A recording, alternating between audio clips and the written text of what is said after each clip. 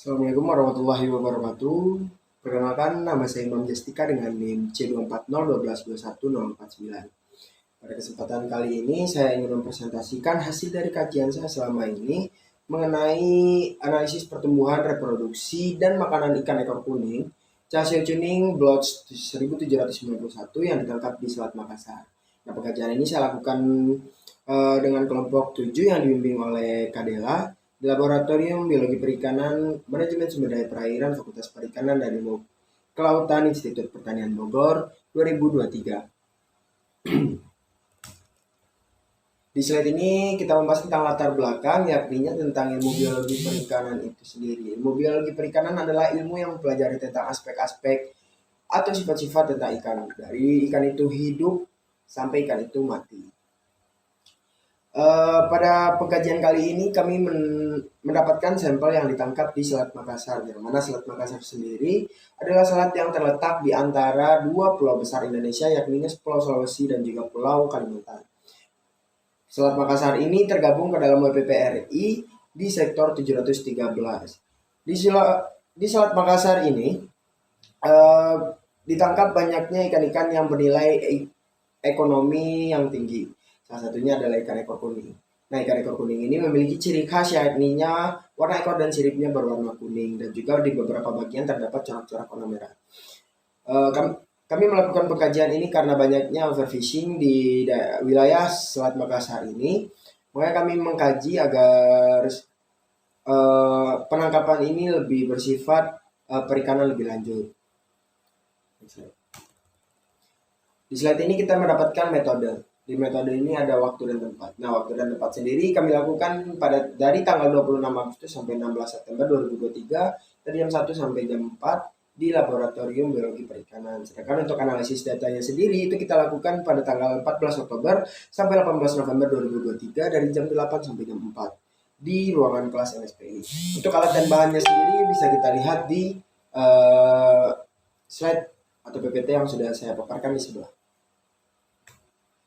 Selanjutnya ada metode prosedur kerja. Nah, prosedur kerja ini ada pertumbuhan, reproduksi, dan juga makanan. Untuk pertumbuhan sendiri bisa teman-teman perhatikan di slide yang tertera. Dan juga reproduksi ini kami menggunakan 3 metode, yakni metode volumetri, gravimetri, dan juga metode gabungan. Dan tidak lupa pula di reproduksi ini kami juga mengukur diameter telur dari ikan. Nah, selanjutnya ada prosedur kerja makanan. Untuk prosedur kerja makanan bisa teman-teman lihat di slide yang telah saya paparkan di sebelah. Selanjutnya ada analisis data. Analisis data juga kami bagi menjadi pertumbuhan, reproduksi, dan juga makanan. Nah, untuk rumus-rumusnya sendiri sudah kami paparkan di slide PPT yang saya letakkan di sebelah. Selanjutnya ada hasil dan pembahasan. Hasil dan pembahasan ini kami menemukan distribusi frekuensi panjang, yang mana frekuensi yang terbesar yang tertinggi terletak pada selang kelas 136 sampai 144, dan frekuensi yang paling rendah itu terletak pada selang kelas 172 sampai 180. Selanjutnya ada hubungan panjang dan bobot. Untuk hubungan panjang dan bobot sendiri kami memiliki grafik, dan juga kami memiliki tabel sebagai yang bisa kita simpulkan bahwa hubungan panjang dan bobot yaitu adalah tiap satu satuan panjang memiliki pertambahan sebesar 2,82. Nah, untuk pola pertumbuhan ikan ekor kuning ini sendiri memiliki alometrik negatif di setiap bulannya, yang mana artinya panjang lebih dominan daripada bobot. Nah, selanjutnya ada grafik faktor kondisi. Di faktor kondisi ini kita lihat bahwa di grafik ini di bulan Juli mengalami penurunan, yang artinya yang dapat dilakukan karena faktor internal maupun faktor eksternal. Nah, selanjutnya ada hasil dan pembahasan tentang reproduksi. Di sini kita mendapatkan tabel dari nisbah kelamin, yang mana kita cari menggunakan chi-square, metode chi-square. Nah, yang kita simpulkan bahwa setiap bulannya Mei, Juli, September maupun total dari ketiga bulan tersebut, kita dapatkan kesimpulan bahwa tidak sama dengan 1:1 atau tidak sebanding antara jantan dan betinanya. Nah, selanjutnya ada tingkat kematangan gonad. Di tingkat kematangan gonad sendiri kami memiliki grafik, yakninya di jantan kita memiliki TKG yang lebih dominan itu adalah TKG 1 dan 5, Dan juga di betina adalah yang TKG paling dominan itu adalah TKG 4. Selanjutnya ada grafik tentang indeks kematangan gonad. Di indeks kematangan gonad ini sama halnya dengan tingkat kematangan gonad, bahwasannya TKG 5 lebih dominan di jantan dan juga TKG 4 lebih dominan di ikan betina. Next slide. Selanjutnya ada fekunditas, grafik untuk fekunditas. Untuk fekunditas sendiri dapat kita simpulkan bahwa tiap satu satuan panjang memiliki pertumbuhan sebesar 0,451. Dan juga selanjutnya ada diameter telur. Untuk diameter telur sendiri kita melihat di grafik sebelah sini bahwasanya ada terdapat 2 puncak, yang artinya ikan ini termasuk ke dalam partial spawner, yang artinya ikan ini mengalami 2 kali atau lebih pemijahan dalam satu periode. Selanjutnya ada hasil dan pembahasan dari makanan ikan. Di sini kita dapat melihat diagram dari indeks bagian terbesar atau IP.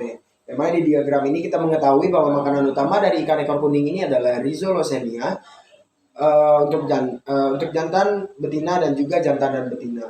Untuk di jantan sendiri, Rhizolocenia-nya itu memiliki sebesar 44%, untuk betinanya itu adalah 41%, dan juga untuk total gabungannya itu memiliki 43%.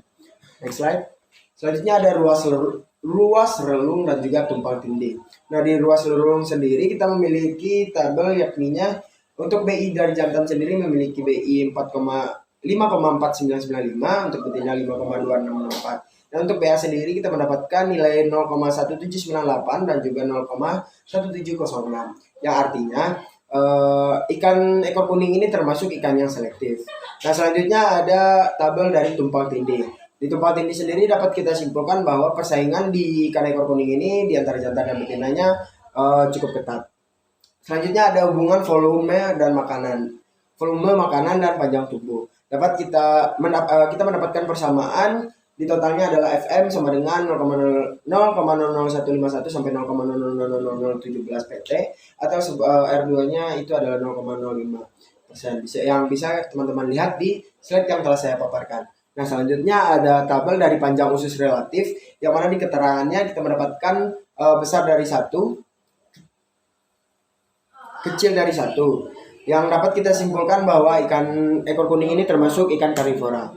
Nah, selanjutnya ada simpulan dan saran. Simpulan dan saran itu, untuk kesimpulan sendiri kami mendapatkan kesimpulan, yaitu pola pertumbuhan ikan ekor kuning adalah alometrik negatif. Proporsi kelamin ikan ekor kuning tidak sama dengan 1:1. TKG ikan ekor kuning jantan didominasi oleh TKG 1 dan 5, sedangkan betina didominasi oleh TKG 4.